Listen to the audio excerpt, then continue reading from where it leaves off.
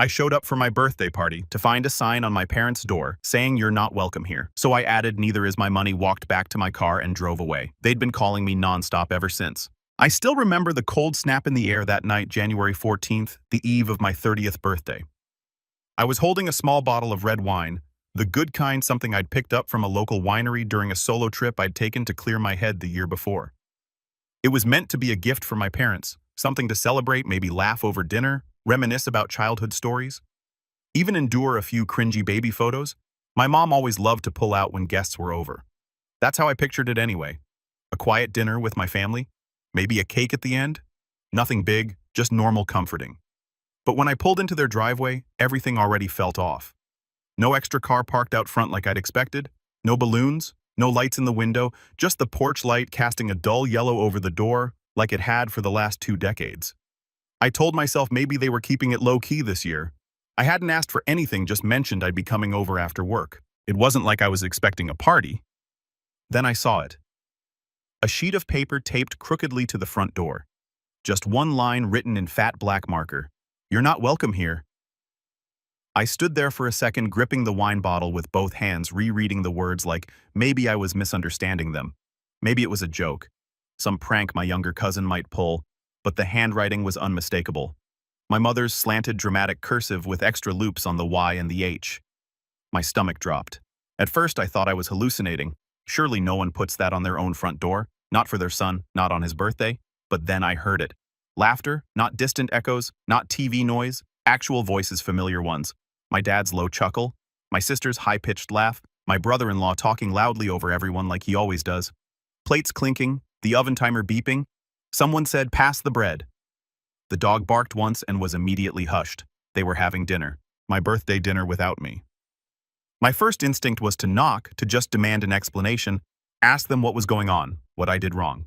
But something in me, something old and worn down, stopped me. A part of me that had seen this coming in slow motion for years, like a car veering off course in an icy parking lot, tires spinning, no one at the wheel. So instead I took out my phone and snapped a photo of the sign. Not out of pettiness, out of necessity, like proof that it had really happened, that I hadn't imagined it. I walked back to my car, set the wine bottle on the passenger seat, and just sat there for a while watching the house through the windshield. They didn't even notice.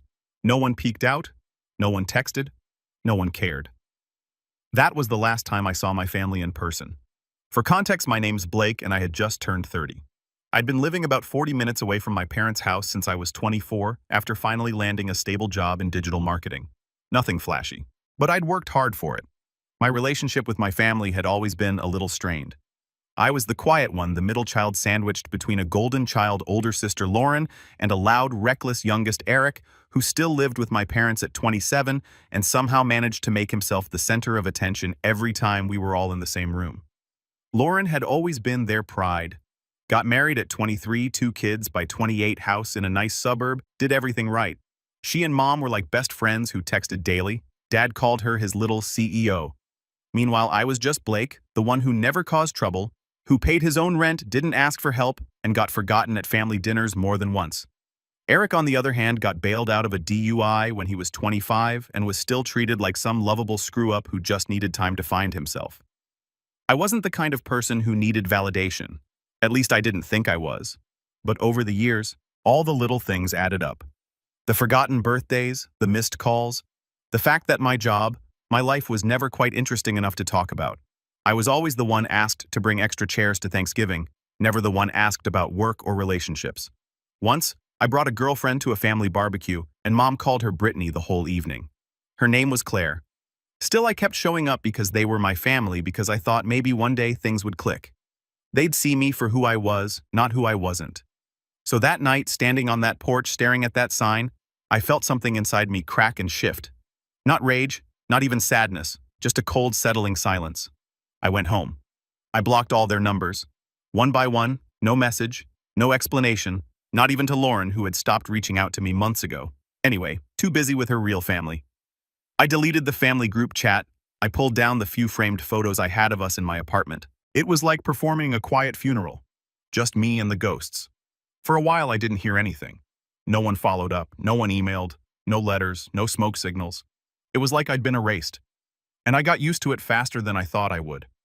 I started taking long walks, cooked more, went to therapy, built new routines. I even got promoted. Then about a year later, almost to the day, I got a message request on Facebook.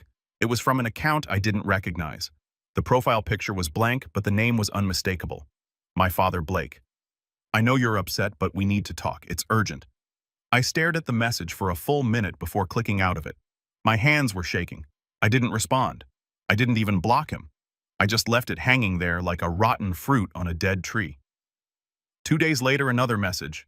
This time from Lauren. I don't know why you're still acting like this.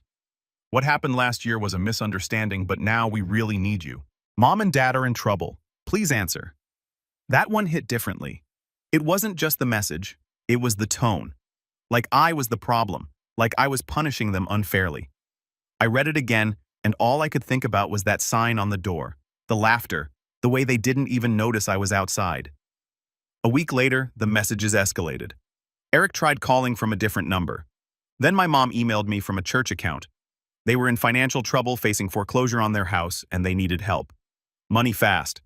Apparently, Eric had racked up some debt under their names, and Lauren and her husband were tapped out because of some remodeling project. They were turning to me, the invisible son, the one who wasn't welcome, and now they were furious that I wasn't leaping in to save them. It got worse after that.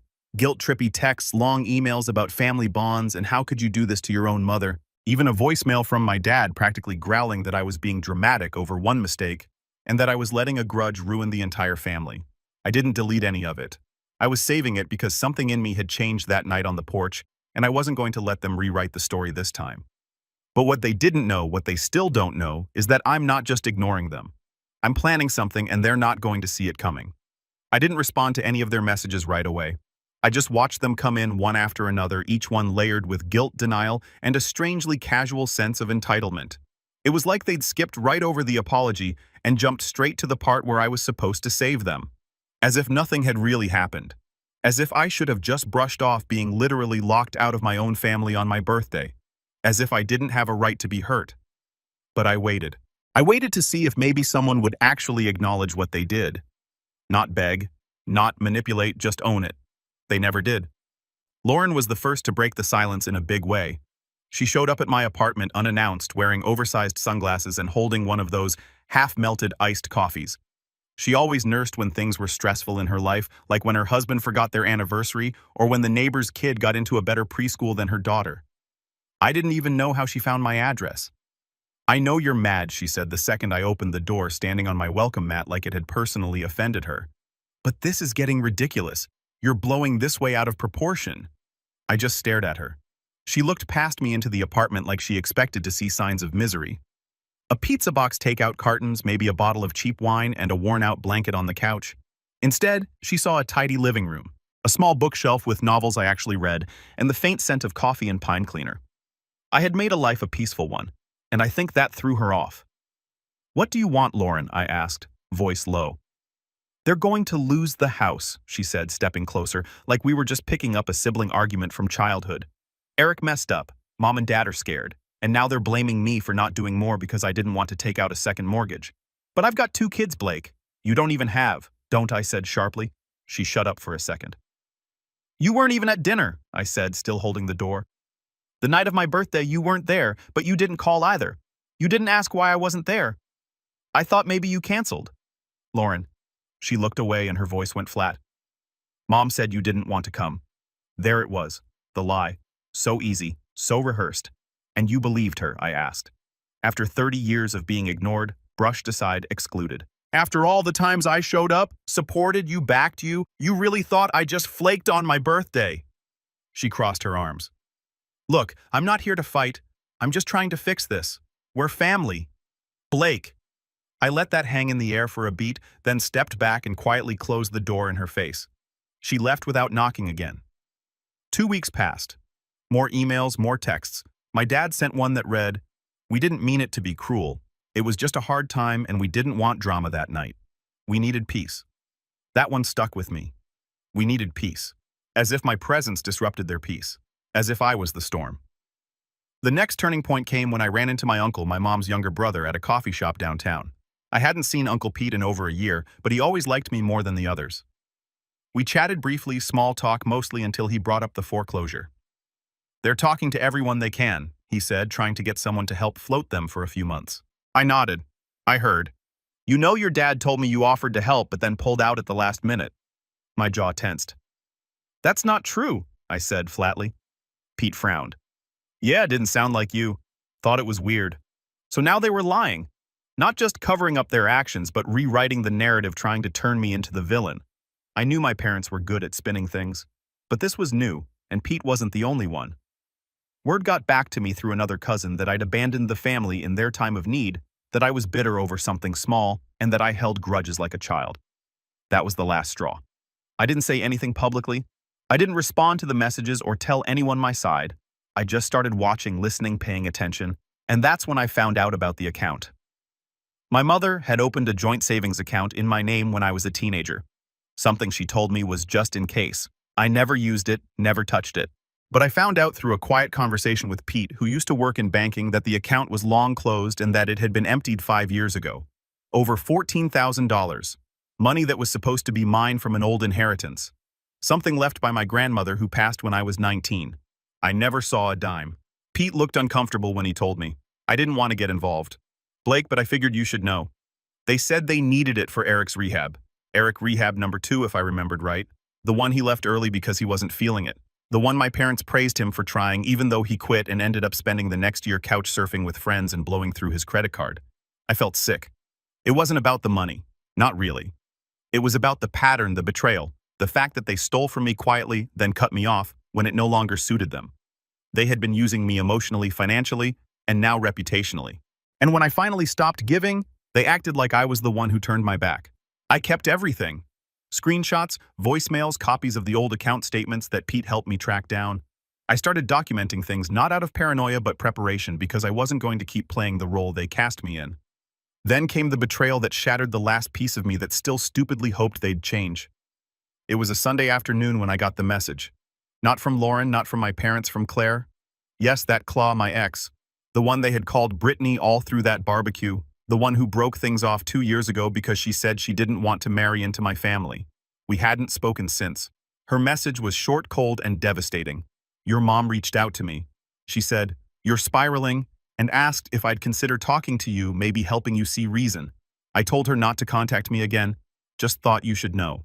I don't know how long I stared at the screen. My mother? My mother had contacted my ex-girlfriend behind my back, told her I was spiraling, and tried to manipulate her into emotionally re-engaging with me to what snapped me out of my tantrum, drag me back into the fold. I felt like I couldn't breathe. It was humiliating. It was intrusive. And it was the most grotesque violation of my privacy I'd ever experienced. She hadn't just crossed a line, she had bulldozed through a wall. And for what? Because I wouldn't open my wallet. Because I refused to be their safety net. That night I sat at my desk and opened a blank document. At the top I wrote, "They said I was being dramatic over one mistake." And underneath it, I began writing every moment, every quote, every memory, every lie. I laid it all out in clear detail. Dates, bank records, names, texts. It wasn't for revenge, not yet. It was for clarity. Because when the time came and I knew it was coming, I wasn't going to just walk away. I was going to make sure they never forgot what they did. For about 2 weeks after Claire's message, I couldn't sleep. I'd lie in bed with the lights off and stare at the ceiling, my mind spinning like a scratched record stuck in a loop. I kept replaying every moment from that night on the porch. The sign, the laughter, the warmth behind the windows I'd never been invited into. Then the emails, the accusations, the fake victim narratives they were spreading. And now this. My own mother reaching out to an ex I hadn't spoken to in 2 years, telling her I was spiraling. I wasn't spiraling, I was waking up. But in that moment, it didn't feel like strength. It felt like free fall. I didn't tell anyone. Not my coworkers, not the few friends I still kept in touch with, not even my therapist. At first, I just shut down. I went into autopilot mode. Wake up, shower, eat something small, commute work, smile politely at meetings, laugh when someone made a bad joke about spreadsheets, reply to emails like nothing was wrong. I'd always been good at staying invisible. I was raised to be. You learn early, when you're the overlooked one, how to fold yourself small, how to take up just enough space to be tolerated, not enough to be a burden. But eventually, that survival skill starts to feel like a coffin. One night, I stayed late at the office. Not because I had to, but because I didn't want to go home. My apartment had become too quiet. Too still, it felt like a waiting room I'd been sitting in for years, hoping someone would finally walk through the door with answers. Instead, all I had was a cold dinner and that stupid wine bottle I still hadn't opened for my birthday. It sat on the counter like a cruel souvenir. I remember slumping over my desk, the glow of the monitor lighting up my tired eyes, and just whispering, "Why wasn't I enough?" It was the first time I'd said it out loud. It wasn't just about the birthday or the sign, or even the money they took behind my back. It was years of being the second thought, the afterthought, the background character in a family that always made me feel like I had to earn a seat at the table that should have been mine by birthright. And now they wanted help, not because they saw my value, but because they saw my wallet. That realization broke something in me. But in the silence that followed, something else started to grow. Resolve. A few days later, I booked a session with my therapist. I hadn't seen her in a while, not since things with Claire ended, and I almost canceled at the last minute, but I went. I sat down across from her, still half in that haze, and I just said, "I think I'm done pretending they'll change." She nodded, didn't say anything, just waited. And for the first time, I told someone everything. Not just the surface level stuff, not just my family doesn't get me. I told her about the sign on the door, the stolen inheritance, the lies they were spreading. Claire? The messages, the guilt trips, everything. It poured out of me like water from a cracked dam. My voice shook. My hands trembled, but I didn't stop. And when I was done, she sat with it for a while before finally asking, "What would healing look like for you, Blake?" That question haunted me for days. I didn't have an answer at first. I wasn't sure I'd ever be fully healed. But I knew what I didn't want anymore. I didn't want to be the dependable, invisible son. I didn't want to be the backup plan, the silent support beam holding up a house that never once sheltered me. So I started small. I redecorated my apartment. Nothing drastic, just changes. I got rid of the old couch my parents gave me when I moved out. A hand-me-down with coffee stains and a sagging cushion I'd never bothered replacing. I bought one I actually liked. Firm, clean, new. I donated old clothes, got new sheets, rearranged the furniture, hung art I actually cared about. It felt like reclaiming space in my own life. Then I started cooking again. I'd forgotten how much I liked it. Not just microwave meals or rushed pasta, but real cooking. I made lentil stew one night, slow-cooked for hours with garlic naan and roasted carrots. It filled the apartment with warmth. I lit a candle, ate on real plates. It was just me. But for the first time, that didn't feel lonely. It felt peaceful. At work, I quietly started applying for new positions. Not because I hated my job, but because I realized I'd settled. I'd been playing safe my entire life. Afraid to take risks. Afraid of being too much. My father always said, "Be grateful for what you have," which is code for, "Don't ask for more." But I wanted more. So I updated my resume, started networking, sent out emails, got a few rejections. But one day, a small creative agency reached out. They liked my work. They were impressed by a campaign I'd helped run. They offered me a role, more responsibility, more money, and most importantly, respect. I took it, and it felt like stepping into sunlight after years of cloud cover. The messages from my family kept coming, more desperate now, more manipulative. Lauren sent a photo of the house, the for sale sign crooked in the yard. They're losing everything. Blake, please just talk to them. Eric sent a voice note at 2 a.m., slurred, rambling something about how mom cries every night and how I was being selfish. I deleted it. My mother finally broke and sent me a long, rambling email titled, "I did what I thought was best." It was 4 paragraphs of her justifying the money, the birthday, the message to Claire. Not a single sentence said I'm sorry. Not once did she ask how I was. It ended with, "You'll regret turning your back on family." I stared at those words for a long time, and instead of crying, I laughed because for the first time in my life, I knew I wouldn't regret it. Not even a little. My rise wasn't dramatic. There was no overnight transformation, no grand reveal. It was subtle, steady like a slow tide rolling in, reshaping the shore without making a sound. I started running in the mornings, just half a mile at first, then a mile, then more. I built playlists, got new shoes, tracked my progress. I picked up photography again, something I hadn't touched since college. I dusted off my old DSLR and started shooting sunrises, city streets, people at the park. I made an Instagram account for it. It grew slowly. A few strangers commented on my shots. That felt nice. I volunteered on weekends at a local community center helping teenagers with resumes and college apps. It gave me purpose. It reminded me that I had something valuable to offer, that my voice mattered, and I made new friends. Not many, but good ones. People who didn't know me as the quiet one or the backup son. People who liked me for me, the man I was becoming. He didn't need their approval. He didn't need to prove his worth. But that didn't mean he'd forgotten. One rainy afternoon, nearly 10 months after that birthday night, I got a call from a number I didn't recognize. I let it go to voicemail. Later, I played it back. It was my father. Blake, I don't know what to say anymore. I know we hurt you, but this is too far. You're choosing to watch your family fall apart. I hope you're proud. He hung up.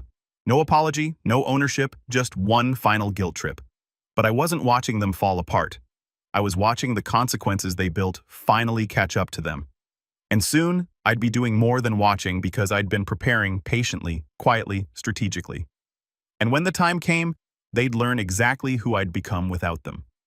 The email from my father, the one with, "I hope you're proud," wasn't what hurt the most. What hurt was how predictable it was. Because even after everything, after the birthday snub, the inheritance theft, the lie to Claire, the gossip they spread, they still thought they could control the narrative. They still saw me as the same old Blake, the background son, the invisible one, the one who'd eventually cave, who always did the right thing, even if it meant bleeding quietly for everyone else's comfort. That version of me was gone. And now I wasn't just rebuilding, I was preparing. Because when people like that fall, they always look for someone to blame, someone to drag down with them. And this time, I wasn't going to be their safety net or their scapegoat. This time, I was going to be their mirror, and I'd make sure they couldn't look away. I started with the documents. Pete, Uncle Pete, the one honest man left in our orbit, had helped me dig up the old banking records a while back. He'd quietly pulled a few strings at the credit union where he used to work, and together we'd confirmed it. The inheritance account in my name had been drained 5 years ago, bit by bit. ATM withdrawals, transfer after transfer, all logged under my mother's login credentials. I'd asked him then, can they be held liable? He'd sieged. It's tricky. You were technically a legal adult by the time the withdrawals happened, and if your name was on the account but you never disputed anything until now. It's not impossible, but it's a long process. I hadn't pursued it at the time, but now things were different. I wasn't looking for the money anymore. I was looking for leverage. The next step was Claire. It took me 3 days to work up the courage to text her. I didn't want to stir the past, but I owed it to myself to understand how deep this mess went. I kept the message short and respectful. Hey Claire, I promise I'm not trying to open old wounds, but I need to ask. When my mother reached out to you, what exactly did she say? To my surprise, she responded almost immediately. She said you were having a breakdown, that you'd isolated yourself from everyone. She asked if I'd call you and try to get you to snap out of it. She made it sound like you were spiraling into some dark place. Said she was afraid for your mental health. I was shocked, Blake. I knew things ended badly, but I never thought your mom would go that far. I sat with that for a long time. They hadn't just smeared my name behind closed doors.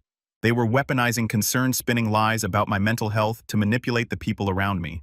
It wasn't just cruel, it was dangerous. I thanked Claire, told her I appreciated her honesty, and then I saved the message, more documentation, more pieces for the puzzle I was building. I spent the next month gathering. I started with old emails, messages from Lauren, my parents, even a few from Eric over the years. Passive-aggressive jabs about how you've always been too sensitive, or you never really pitched, and like the rest of us. I organized them into folders, screenshotted threads labeled voice messages. Then I went deeper. Pete introduced me to a lawyer friend, Maggie, who specialized in financial disputes and family estate matters. I met with her one Saturday afternoon at a quiet little office downtown, handed her a flash drive, and walked her through everything. She listened, asked questions, took notes. When I finished, she leaned back and said, "They might not have committed fraud in the criminal sense, but this is a pattern of financial exploitation, especially if we can prove coercion or misrepresentation. If nothing else, it's civil. And frankly, it's morally bankrupt." That word coercion rattled in my chest like a key in a lock, because that's what they'd done for years. With guilt, with silence, with control disguised as care. And now they were trying to do it again. Only this time, it was me who held the door. Maggie told me we had options whether you want to sue or not. She said you have a case. You could go public. You could file a claim. You could even approach the bank about identity misuse. Depending on what we find, but first, I suggest you sit on this a bit. Let them keep talking. Let them show you who they are when they think you're still quiet. And so I did. I waited. And as if on cue, they started to panic louder. Lauren called again. I let it go to voicemail. This time, her voice was trembling. Blake, I'm sorry. Okay, I'm sorry. I didn't know about the account. I didn't know about the sign. I've had so much on my plate, the kids work everything. Mom and Dad they're falling apart. They're fighting all the time. Eric's threatening to move out. They might lose the house. Please just talk to them, please. Then, after a pause, she added, You're not this cold. This isn't you, but it was me. Not cold, just awake. No longer the one holding the rope while they played tug-of-war with my dignity.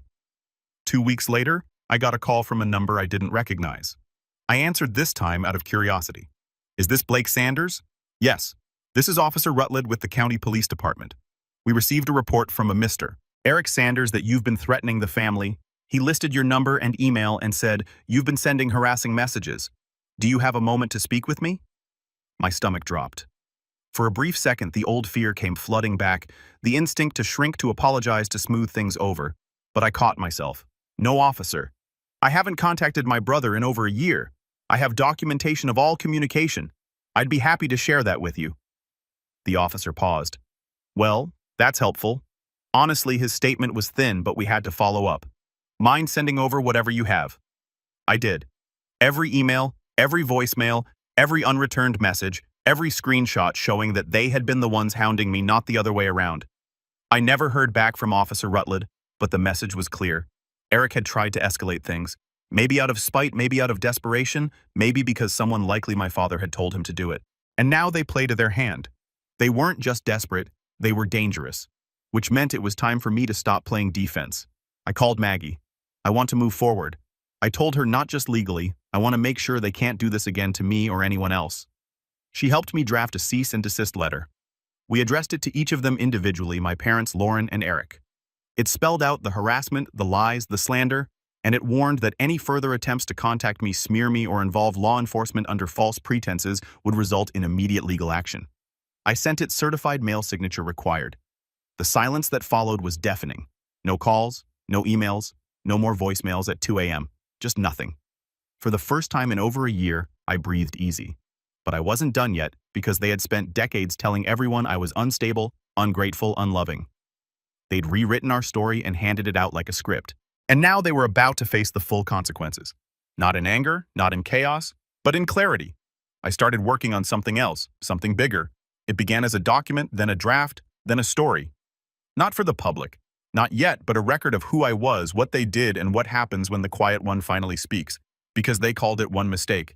But soon the world would know just how many there really were. I didn't get satisfaction from watching them suffer. That's the part people get wrong about revenge. It's not about watching someone burn while you sip coffee with a smile. It's not about rage or retaliation or even gloating. Not when you've been gaslit and discarded for most of your life. It's about clarity, about making sure the truth doesn't rot in your chest like a splintered rib. About finally reclaiming a story that was twisted from the moment you learned to speak, and for the first time, they would have to listen. I spent 2 months finalizing everything quietly. Precisely. It started with what I called the archive, a simple cloud folder organized into categories: financial exploitation, emotional manipulation, exclusion, smear campaign, legal threats, police involvement, every voicemail, every email, every message they sent, every lie they told, cataloged, time-stamped, and paired with commentary.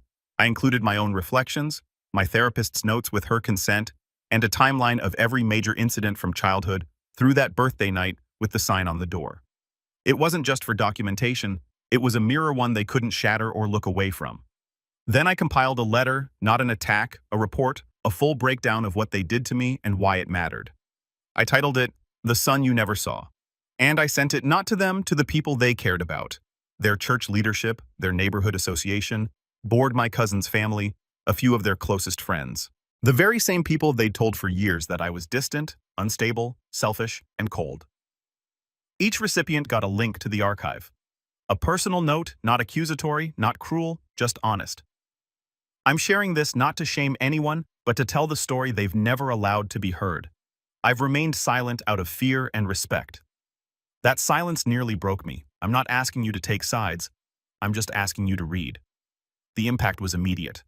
I didn't hear from my parents directly. Of course, that was expected. But Pete texted me the next morning. Pete Blake, what you sent out. People are talking. The church board is furious. A few of Mom's friends are distancing themselves. Some had no idea about the inheritance or the birthday thing. One lady said she's known them for 20 years and never once heard them mention you had a job. I almost laughed. 20 years. And somehow I was still invisible even when I wasn't in the room. But now they couldn't pretend I didn't exist. My story was out, unfiltered, uncontrollable, and it spread. 2 weeks after the archive went out, I received a letter from their church. It was formal, but I could feel the emotion behind it. They thanked me for my vulnerability, expressed concern, said they'd reached out to my parents privately to offer counseling. One board member even emailed me personally and said I had no idea. I'm sorry for the role silence may have played in this. The fallout snowballed. Eric's old friends, some of whom were mutual connections from college, started commenting on Facebook. Subtle things, vague quotes, nothing direct, but I knew. And more importantly, they knew their social network was fraying. People were watching now, whispering. They were no longer the beloved family with the troubled middle child who never visits. They were the parents who locked their son out on his birthday, drained his inheritance, and then spread rumors about his mental health when he refused to save them. Lauren was the first to crack. She showed up at my new apartment. I'd moved a month prior and hadn't told anyone where.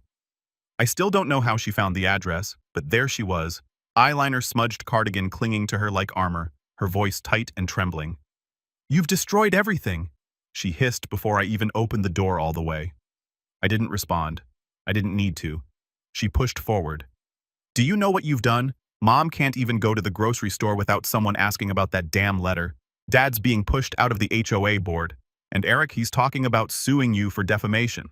I gave her a long, steady look, then calmly said, "Good luck with that." I kept records. Her jaw clenched. "I didn't deserve this," she said. "None of us did." That was the last straw. I stepped out, closed the door behind me, and stood in front of her. Not with anger, not with smugness, but with something colder, cleaner. "I begged for years," I said quietly, "for recognition, for space, for a sliver of decency. I gave you all chance after chance. I never lashed out, never retaliated. I even kept showing up, hoping maybe one day someone would see me." I took a step closer. "You made this, all of you, with every lie, every silence. Every time you rolled your eyes and said I was being dramatic. You didn't care about me, Lauren. You cared about the version of me you could control, the one who stayed quiet and picked up the pieces." Her eyes glossed over. "We were trying to protect the family." "No," I said, voice hardening. "You were trying to protect the image of the family." She didn't respond. She couldn't. And before she could launch into another tirade, I handed her an envelope. Inside was a formal letter from Maggie the lawyer. It detailed my intention to seek legal repayment for the drained inheritance. It cited account numbers, transaction records, and legal statutes outlining exploitation of financial assets without consent. The letter ended with an option: settle privately or we go to court. Lauren didn't say another word. She just left. 3 months later, I received a payment. $14,000. No apology, no acknowledgement, just a check in the mail from a joint account under my parents' names with the memo settlement. It wasn't about the money, it never was. But it was the first time they were forced to give something back. And with that, the rope I'd carried around my neck for 30 years finally snapped. I took the check, deposited it, and transferred half of it to a local scholarship fund I'd been working with. The same one that helped kids who, like me, had been told they weren't enough by the people who should have lifted them up. The other half I used to take a trip, not a vacation, a reset. I went to a quiet cabin in the mountains. No signal, no noise, just trees, silence, and peace. The kind I never knew existed. And on the final night there, I opened that same wine bottle I'd brought to my parents' house for my 30th birthday. The one that had sat unopened for a year and a half. I poured a glass, took a long sip, and wrote the final entry in my archive. They said I was being dramatic over one mistake, but it was never just one, and now they finally understand. The son they discarded is the man who learned to stand. Not in spite of them, but without them. I closed the file, uploaded it to a secure drive, and walked away from it all.